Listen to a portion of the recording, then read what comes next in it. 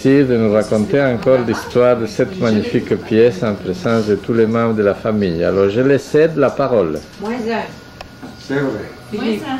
Oui. Eh oui. Mais c'est un peu particulier de se souvenir d'une pièce qui a plus de 20 ans, mais enfin qui a pu marquer un tant soit peu, au moins retenir l'attention des visiteurs, pour la bonne raison que je n'empêche personne de ressembler aux œuvres que je crée. Et là, la coïncidence a voulu qu'un grand de ce monde ressemble à mon sujet. Et il voulait être partout, pourquoi pas chez moi. Je ne lui donne pas de me présenter un grand, je n'aime pas rabaisser qui que ce soit, mais ceux qui sont déjà grands dans ce monde méritent bien quand même qu'on les situe. Alors là, c'est un personnage qui pourrait arriver jusqu'à la hauteur de sa coiffure et monter sur une chaise. Parce qu'effectivement, il était tellement grand que pour monter... Moi, j'ai déjà connu comme ça un monsieur qui avait un chapeau, mais il était tellement grand, comme lui, il était obligé de monter sur une chaise pour mettre son chapeau.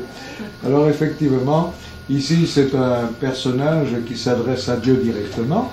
Il n'a pas besoin d'intermédiaire, bien que, tout de même, avec son bras droit, c'est la moindre des choses, de le reposer sur ceux qui lui ont permis aussi de grandir, autrement dit l'Église.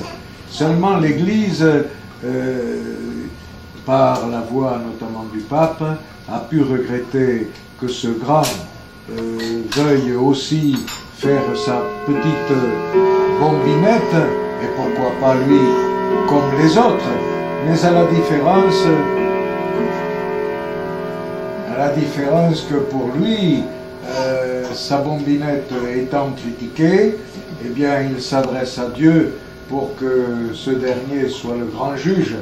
Voilà pourquoi, sans tenir compte de la réflexion un peu amère de Monsieur le Pape, je m'excuse de l'appeler Monsieur, il est plus grand que ça, mais enfin, eh bien il s'adresse à Dieu directement, par l'intermédiaire notamment de ce prix Dieu qui lui permet d'avoir un degré de plus en taille et en grandeur.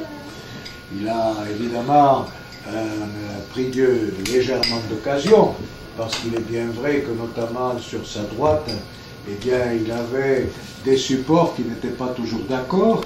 Voilà pourquoi le support de droite est attaché à la Dubout, que nous appelons chez nous. C'est un caricaturiste qui attachait souvent les tuyaux de poêle dans ces conditions-là.